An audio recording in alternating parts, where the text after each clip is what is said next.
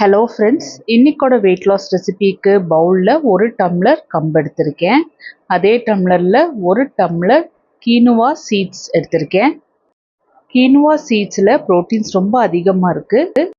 இது கூட ஒரு டேபிள் ஸ்பூன் வெள்ளை உளுந்து தண்ணி ஊற்றி 3லேருந்து 4 முறை அதை நல்லா கழுவிட்டு 8 மணி நேரம் ஊற வச்சிடலாம்.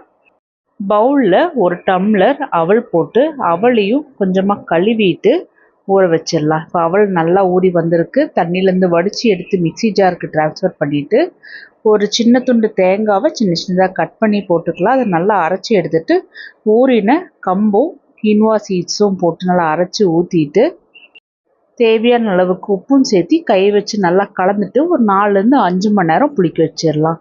ஸோ மாவு நல்லா புளிச்சு வந்திருக்கு. இந்த மாவில் ரொம்ப டேஸ்டியாக ஸ்பாஞ்சியாக புசு புசுன்னு ஊத்தப்பம் ரெடி பண்ணிடலாம். ட்ரை பண்ணி பார்த்துட்டு சொல்லுங்கள்.